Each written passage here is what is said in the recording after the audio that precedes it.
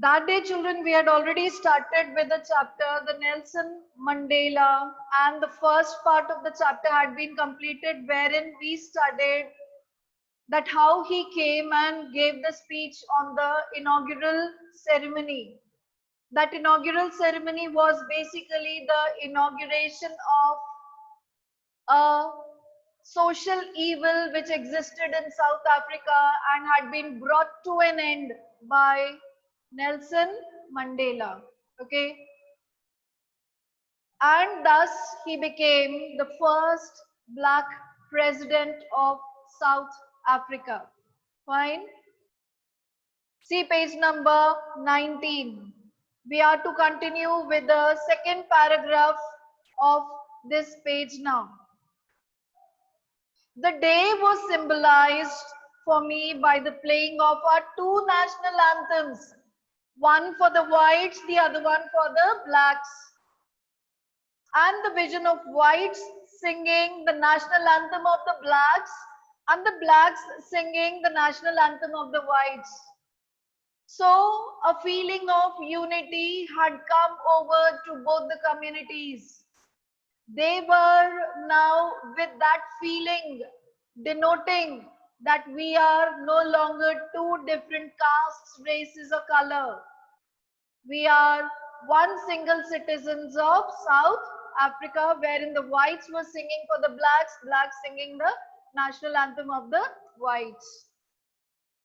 Although that day neither group knew the lyrics of the anthem, very obviously, unaware of the actual lyrics, still the lyrics which they once despised means hated. Up till now they hated one another. So the lyrics too they hated. They would soon know the words by heart because now it would be a country which would be united from the soul as well as spirit. On the day of the inauguration, I was overwhelmed with a sense of history. With this line, overwhelmed with a sense of history right there, that means basically overwhelmed means remembering the past events, remembering the past events that led to this moment, that led to this moment. In bracket, right? He was getting emotional. He was getting emotional.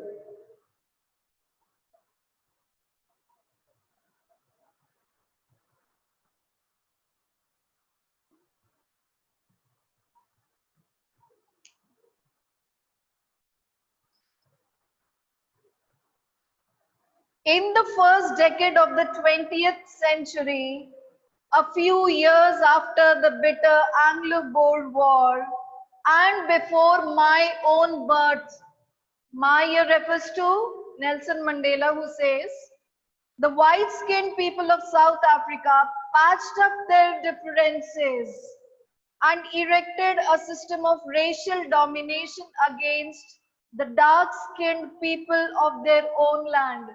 Means before that, the whites even had been fighting amongst themselves. But somehow they patched up their differences, means they repaired all the mutual differences, arguments they had. Just because they had to overrule the blacks now. So they became a united entity. The structure they created formed the basis of one of the harshest, most inhumane societies the world has ever known. A society wherein the policy of apartheid existed. Now in the last decade of the 20th century and my own 8th decade as a man, means he was in his later 70s probably, that system had been overturned forever. Which system? The system of apartheid, the policy of apartheid. And it was replaced by one that recognized the rights and freedoms of all people regardless of the color of their skin. And now this new system is the system of democracy. The government of the people, by the people, for the people. everyone considered equal. That day had come about through the unimaginable sacrifices of thousands of my people. My people here refers to the blacks. People whose suffering and courage can never be counted or repaid. I felt that day, as I have on so many other days, that I was simply the sum of all those African patriots who had gone before me. Gone before me means who died in this struggle. So when he says, no, I was some of those African patriot means they undertook all the pains and the tortures, and the fruit was being borne by me. I was enjoying the end of this policy because all those leaders had fought once for that. That long and noble line ended and now began again with me.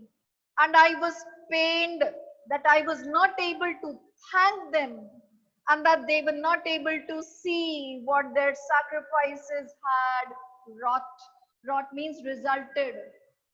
So the people who laid their lives, who sacrificed, but now actually they cannot enjoy what all battle they had been fighting with and for. The policy of apartheid created a deep and lasting wound in my country and my people. All of us will spend many years, if not generations, recovering from that profound hurt. Profound is deep. How deeply he felt he was hurt. But the decades of oppression and brutality, oppression is suppression, brutality is cruelty, unintended effect without even knowing that this cruelty may lead to what all consequences. And that was that it produced the Oliver Tambo, the Walter Cecilius, the Chief Lutelius, the Yusuf Dados, the Bram Fishers, the Robert Sobuquets of our time. Men of such extraordinary courage, wisdom and generosity. Here Nelson Mandela is giving the examples of all those leaders who had been fighting to eradicate this system forever from South Africa. So courage, wisdom and generosity, that their like may never be known again. Whatever they did, never would anyone be able to lay or give or sacrifice so much for the country. Perhaps it requires such depths of oppression to create such heights of character. Underline this line. Underline this line. It requires depths of oppression to create heights of character. There is a limit to oppress someone. Okay. When we say कि इतना भी मत डराओ कि डर से डर ही ना लगे. The frequent repeated earthquakes in Delhi. So now the Delhites feel that we are no longer feared or frightened of the earthquakes now. Okay, so such depths of oppression, so many years of oppression, and then came the final outburst that they raised their voice and they gained such heights of their character. My country is rich in the minerals and gems that lie beneath its soil, but I have always known that its greatest wealth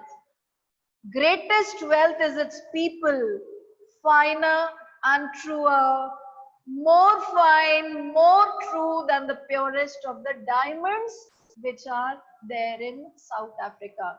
So here he is praising the citizens of his own country, that how pure at heart, how true and fine they were. It is from these comrades in the struggle that I learned the meaning of courage. Time and again I have seen men and women risk and give their lives for an idea. So he is talking about all those great men who had laid their lives fighting against this evil.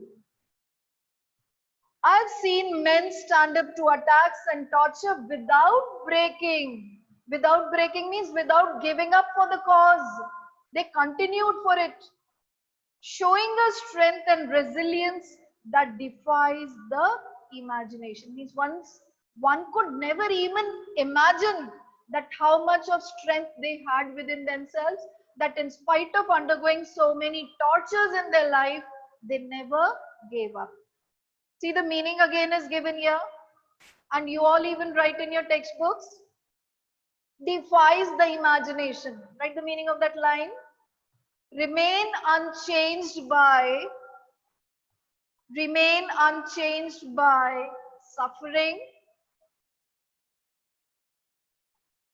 and not losing hope.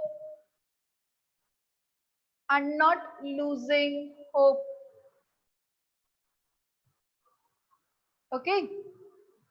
I learned that courage was not the absence of fear, but it was victory over the fear. You have to win over that fear.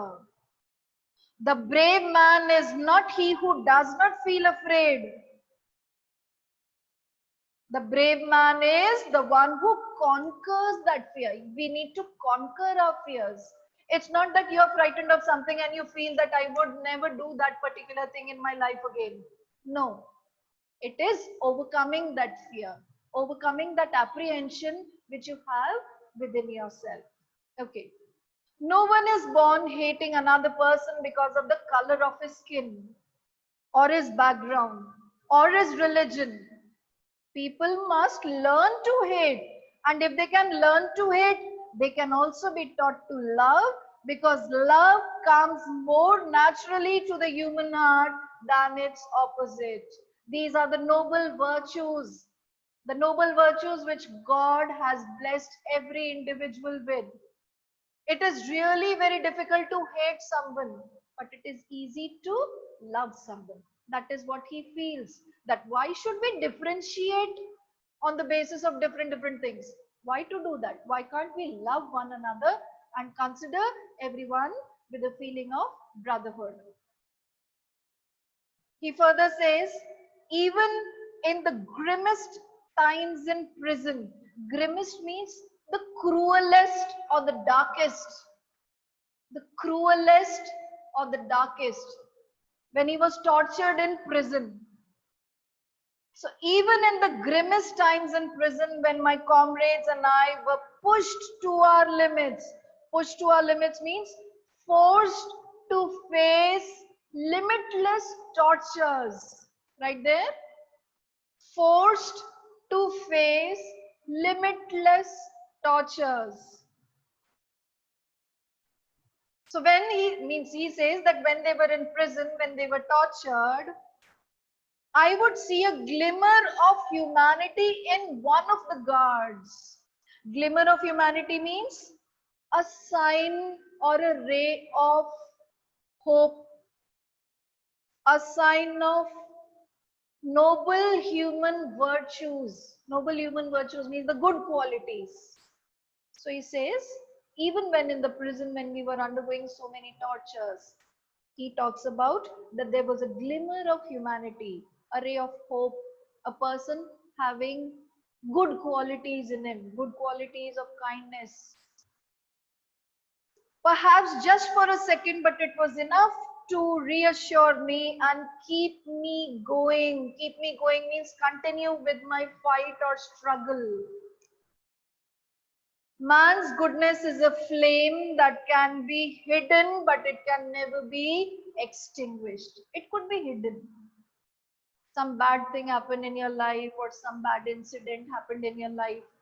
It would hide your goodness, but it can never extinguish that goodness, because goodness is God's gift to every soul.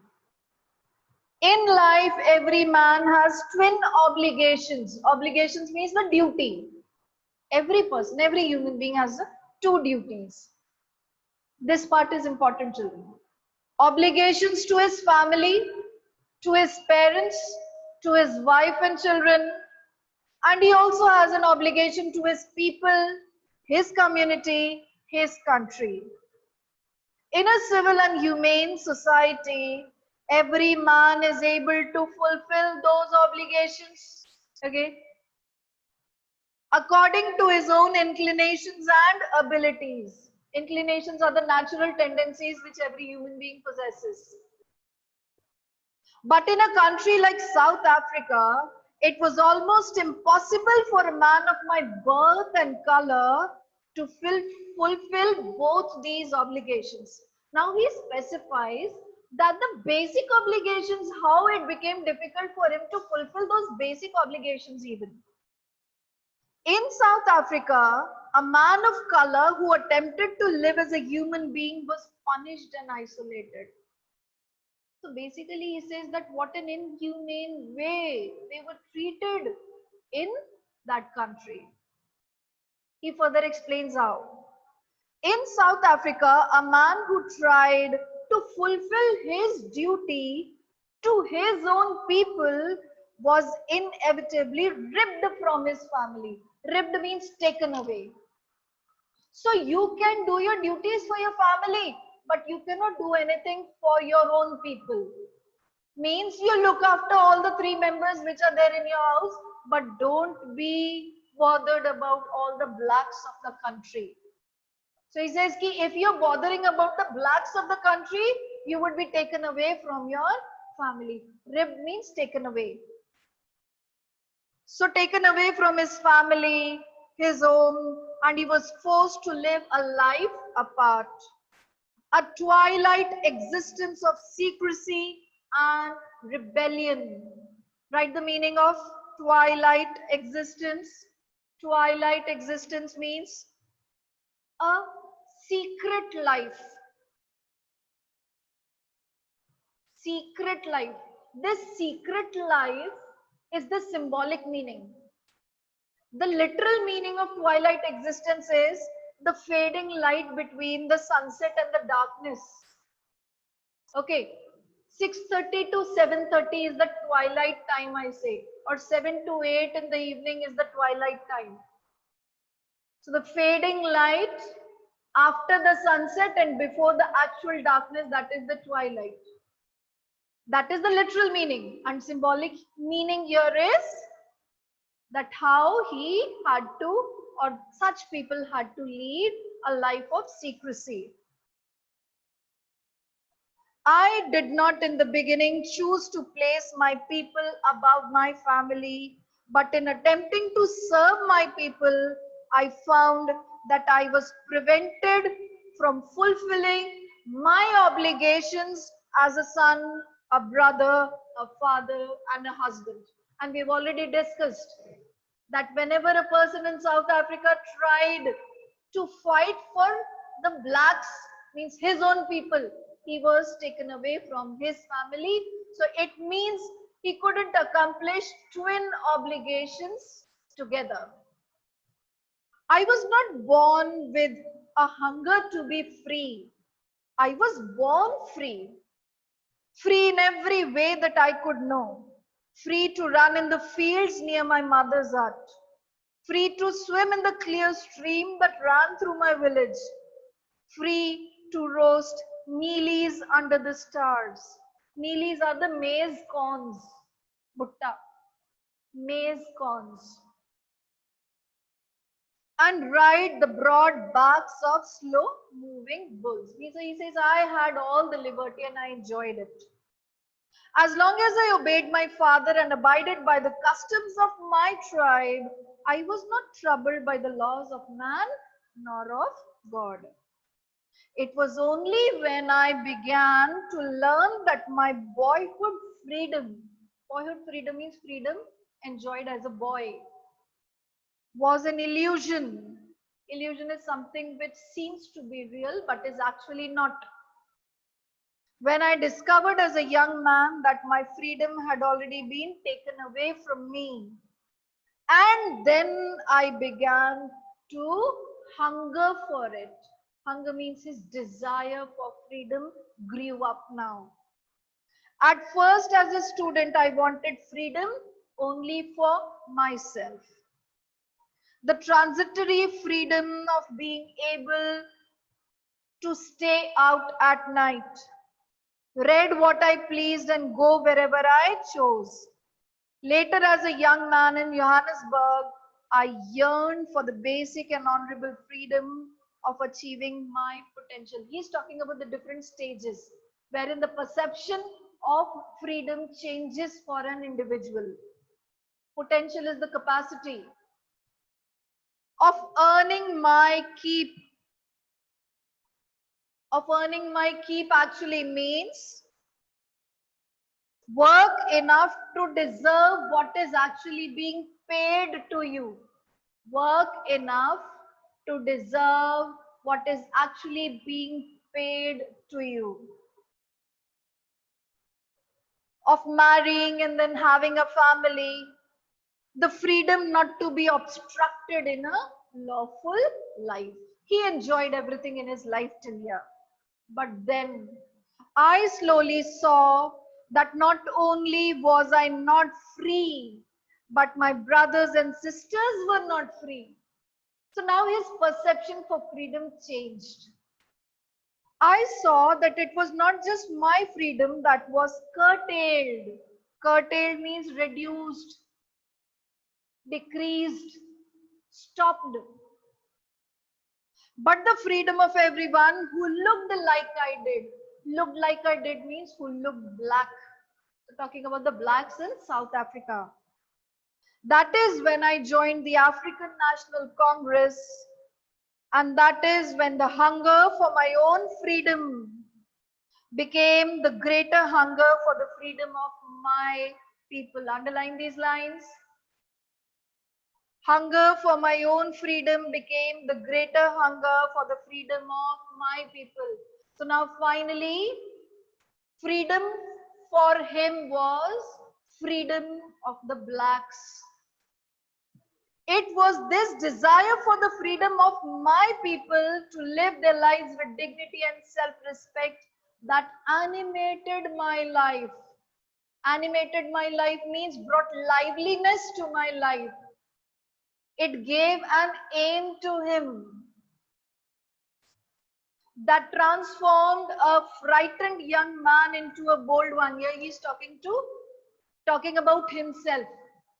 A frightened young man who turned into a bold individual that drove a law-abiding attorney to become a criminal.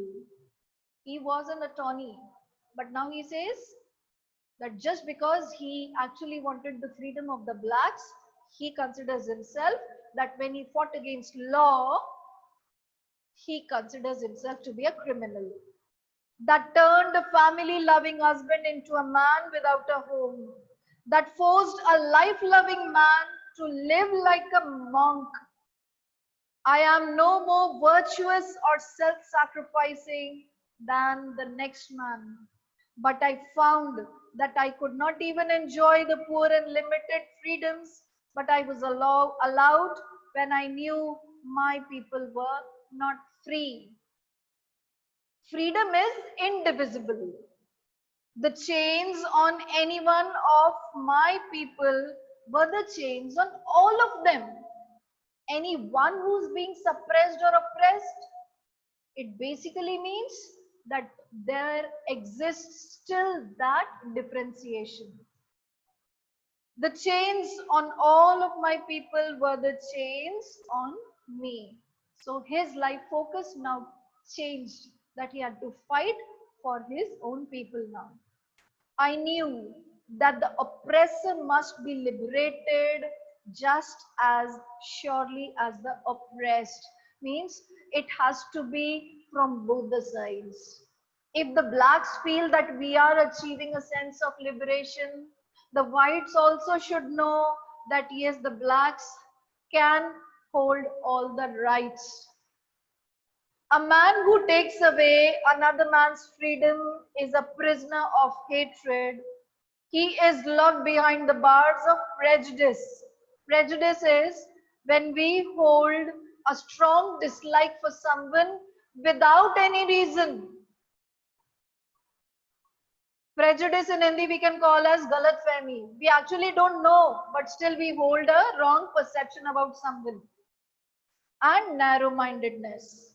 I'm not truly free if I'm taking away someone else's freedom. Just as surely as I'm not free when my freedom is taken away from me. So if you are doing bad, you are bad. As well as if you are being the cause of bearing with that bad, then again you are wrong. Just as we discussed in the class, no, if you're cheating, you are wrong. But if you're helping someone to cheat, you are equally wrong. You are equally at fault. Fine. The oppressed and the oppressor alike are robbed of their humanity because a wrongdoing is in prevalence. So both are wrong. The one who suffers as well as the one who causes the other one to suffer. Both would be at a loss of humanity. Okay, so these were the words of Nelson Mandela when he talks about his long walk of freedom.